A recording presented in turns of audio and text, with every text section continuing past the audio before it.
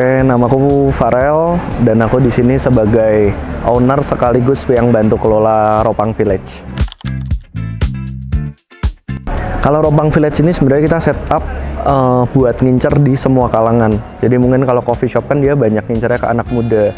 Tapi kalau kita coba cari pembeda dalam artian kita lebih luas lah pasarnya. Jadi buat keluarga bisa, buat orang kantoran bisa, buat mahasiswa bisa, buat orang nongkrong, pacaran semua bisa. Karena dari menu kita juga kita sediain lengkap, dari kayak wedangan buat orang tua juga ada. Kalau yang seru pasti kalau misalnya bisnisnya berjalan ya, itu pasti seru. Jadi kita kayak harus mikir nih, apa yang bisa bikin orang buat balik lagi. Itu yang utama. Jadi gimana orang mau balik lagi, orang baru datang, market baru datang ke kita. Gimana caranya, itu yang jadi keseruan di baliknya sih. Sisanya nek kesusahan sih. Buat kesusahan tuh F&B rata-rata paling buat jaga standar di produk. Itu paling susah, sama SDM aja sih buat ngelola SDM.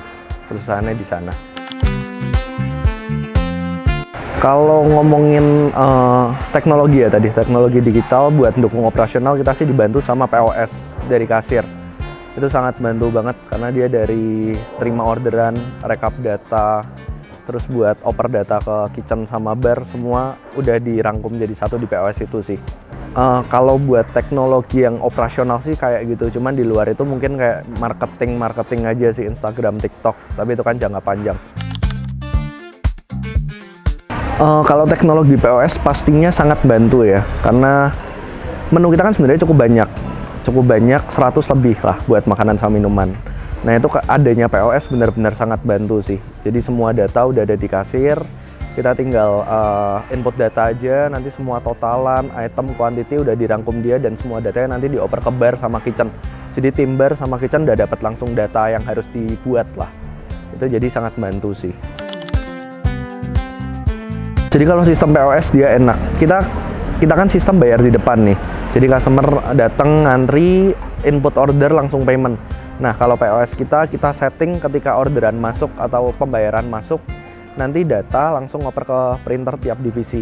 Nanti yang buat minum langsung keluar di printer bar, yang kitchen juga keluar di printer kitchen. Jadi tiap divisi langsung dapat orderannya. Langsung otomatis kita setting kayak gitu. Kalau kita untuk sosial media, kita main di Instagram sama TikTok. Itu cukup efektif. Apalagi TikTok sih, terakhiran TikTok cukup tinggi, trafficnya cukup bagus. Kalau Instagram ya kita lebih ke produk, foto bangunan, foto ambience, itu juga cukup efektif.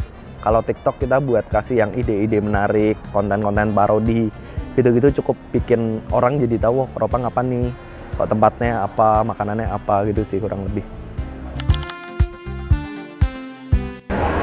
Kalau selama kita running sih sebenarnya kasus error hampir jarang banget kejadi sih, hampir jarang. Cuman kalau misalnya kalau internet down misal, POS kita ada sistem kuota, backup ibaratnya. Cuman sampai kita ngomongin mati listrik, walaupun ada genset sih, cuman misal kayak bener-bener posisi nggak bisa dipakai, mungkin yang kita lakuin input secara manual ya. Mungkin, tapi jarang terjadi, hampir nggak pernah terjadi sih kalau mati total. Mungkin kalau buat yang di internal kita ada pikiran lebih, kita kan di sini harus mempermudah customer ya. Jadi gambaran kita mungkin suatu saat kita bakal nyediain sistem di mana customer bisa order langsung dari meja, bisa langsung payment, makanan juga bisa langsung tanpa customer harus bolak-balik ke meja, ke kasir sorry. Paling gambaran gitu, atau paling kita besok bikin kayak sistem kupon atau apa dari HP, mungkin kayak gitu masih gambarannya.